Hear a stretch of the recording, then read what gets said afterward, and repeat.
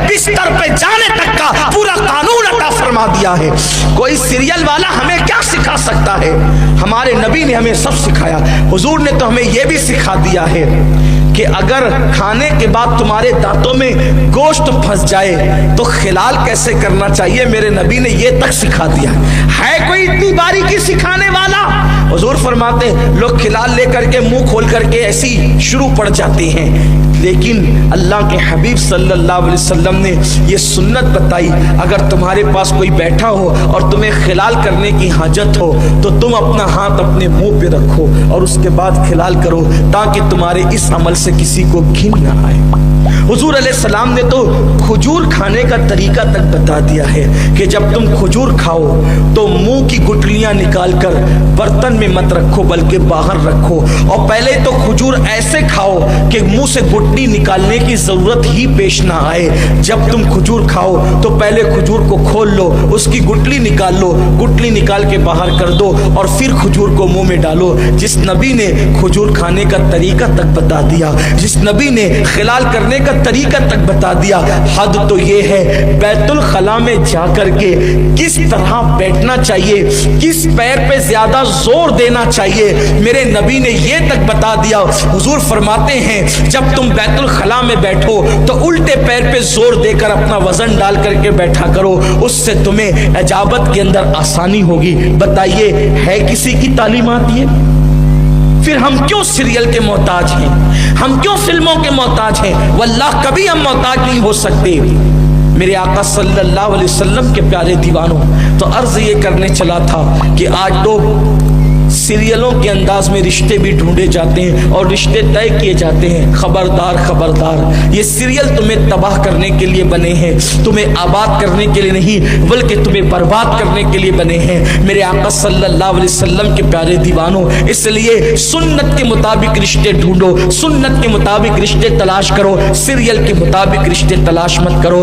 बल्कि अब तो वो नौजवान लड़के और लड़कियां गोया के घर वालों पे एहसान करते हैं जो अपने माँ बाप को कहते हैं कि तुम ढूंढो हम पसंद कर लेंगे। अब तो हाल ये है 17-18 साल के लड़के आकर के कहते हैं आपको परेशान होने की जरूरत नहीं है, अब्बू जी आपको परेशान होने की जरूरत नहीं है, अम्मी जान आपको परेशान होने की जरूरत नहीं है, आप ढूंढते फिरते परेशान होते, हमने आपका काम हल्का कर दिया, हम खुद पसंद कर चुके हैं। अब आपको पसंद हो या ना हो फैसला तो हम कर चुके कि शादी तो वही होगी जहां हम चाहते हैं। लेकिन मैं अपने नौजवानों से कहता हूं, मेरी कौम के जवानों याद रखना, आप तजुर्बात में इतने पक्के नहीं है जितने आपकी अम्मी और अब्बा पक्के हैं, जितने आपके दादी दादा पक्के हैं। इसलिए जिन लोगों ने बड़ों के मशवरे से अपनी जिंदगी का साथी ढूंढा वो हमेशा खुश रहते हैं, और जिन लोगों ने अपनी मर्जी के मुताबिक साथी ढूंढा वो हमेशा परेशान रहते हैं। आपको ये बातें मैं बार बार इसलिए सुनाता हूं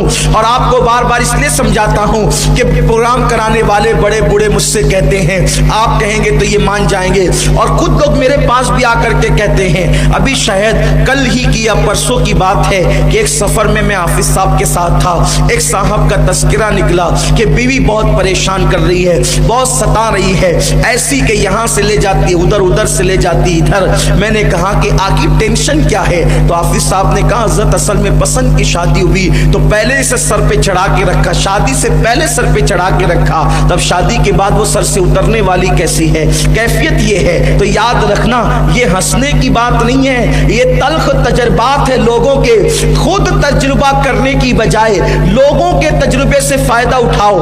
अगर तुमने लोगों के तजुर्बे से अपने आप को आगाह नहीं किया तो तुम लोगों से अगर इबरत हासिल नहीं करते तो तुम लोगों के लिए इबरत बन जाओगे। तो याद रखना ये पसंद की शादियां ऐसी तबाही की मचाई हुई है। जब बात क्या होती है, उसको बहलाने फुसलाने के लिए खूब लल्लू पप्पू करते हैं, ऐसा जी वैसा जी, ये जी वो जी, आपके लिए ऐसा वैसा, तारे तोड़ के लाएंगे, चांद बिछा देंगे, ये कर देंगे, नई दुनिया बसा देंगे, ये कर देंगे, वो कर देंगे, खूब बातें होती है। अब जब वो सर पे चढ़ गई या वो सर पे चढ़ गया तो अब शादी अगर हो भी गई तो निभा बड़ा मुश्किल होता है। इसलिए कि कुरान कहता है अर्रिजालु कव्वामूना अलन्निसा, कि मर्द औरतों पे हाकिम है। जब उसको पहले से जी जी हुजूरी की आदत आदत पड़ गई तो फिर वो अब शादी के बाद आपकी सुनने वाली कब है? मेरे आका सल्लल्लाहु अलैहि वसल्लम के प्यारे दीवानों, ये बात भी याद रखें, अल्लाह के रसूल सल्लल्लाहु अलैहि वसल्लम फरमाते हैं बीवी के साथ उसने सुलूक करो, लेकिन जो अपनी बीवी का गुलाम बन जाए, अल्लाह उसके रसूल ने उस पर लानत फरमाई है। जोरू का गुलाम बनना भी जायज नहीं है और बीवी पे जुल्म करना भी जायज नहीं है। इस्लाम मजहब एतदाल है। तो ढूंढने में जो आपकी चॉइस है उसमें आप थोड़ा सा नीचे आए, जमीनी हकायक की तरफ आए, अपनी जिंदगी की तरफ आए, जिंदगी के लिए कौन मुफीद हो सकता है इसकी तरफ आए, जिंदगी के लिए कौन मुसीर हो सकता है उससे बचने की कोशिश करें। सिर्फ सफेद रंग ये क्या है? और बात आपको बताऊं, कोई रंग अच्छा नहीं होता, कोई रंग बुरा नहीं होता। सबसे खास बात, कोई रंग अच्छा नहीं होता और कोई रंग बुरा नहीं होता। सब रंग अल्लाह के, सब रंग अल्लाह ने बनाए। एक दिन हारून रशीद के दरबार में 2 कनीज़ें लाई गई, तो वो दोनों कनीज़ें अपने अपने रंग की फजीलत पर तकरीर करने लगी। उनमें मुनाजरा शुरू हो गया। जो गोरी कनीज़ थी उसने कहा आसमान सफेद है, मेरा चेहरा भी खूबसूरत और सफेद है, इसलिए मेरी फजीलत ज्यादा है। उसने कहा काबे का गिलाफ काला है, मेरा रंग भी काला है, तो मेरी फजीलत ज्यादा है। इस तरीके से बातें होती गई। आखिरी में जो काले रंग की कनीज थी उसने कहा सुनो, अगर मैं आपका सफेद रंग, तवज्जे, अगर आपका सफेद रंग मेरे काले रंग पर थोड़ा सा डाल दिया जाए तो लोग कहेंगे कि इसको सफेद दाग हो गया और लोग मुझसे नफरत करेंगे। लेकिन अगर मेरा काला रंग उठाकर आपके चेहरे पे थोड़ा सा लगा दिया जाए तो लोग कहेंगे कि ये तिल कितना खूबसूरत लग रहा है। तो बात ये है, लोग रंग के चक्कर में पड़े हुए हैं। ये रंग चाहिए, अरे रंग मत देख, ढंग देख, सूरत मत देख, सीरत देख।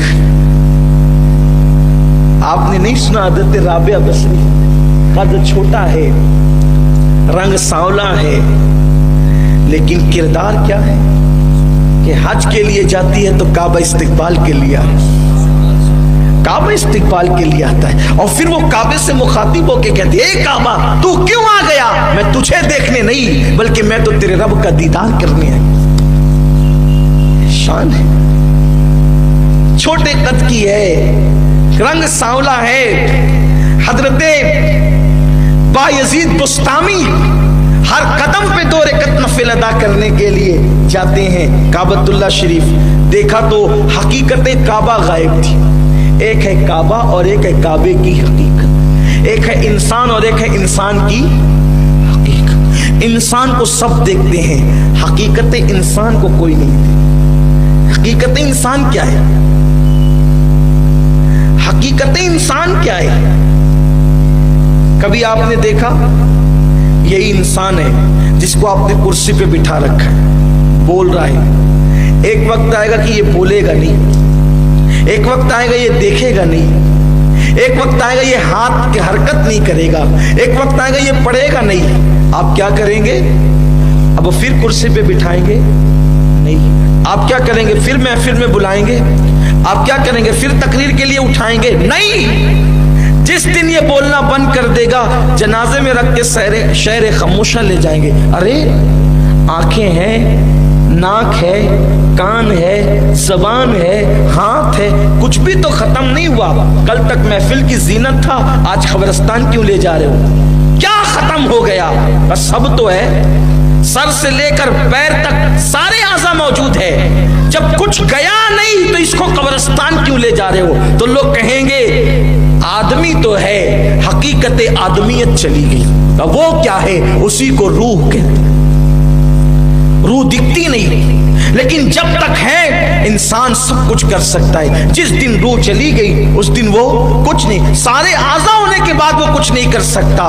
तो ऐसे ही एक काबा है जिसको दीवार कहते हैं और एक हकीकत काबा है, एक रूह काबा है। तो वो क्या है वो सब नहीं देख पाते। तो हजरत बायजीद ने देखा कि काबा तो है मगर हकीकत काबा नहीं है। तो अर्ज करने लगे काबे की हकीकत कहाँ चली गई, हकीकत काबा कहाँ चली गई। तो आवाज आई वो तो राबिया बसरी का तवाफ करने गया है। ये है रंग कैसा है, रंग कैसा है लेकिन किरदार कैसा है, रंग कैसा है लेकिन शान कैसी है।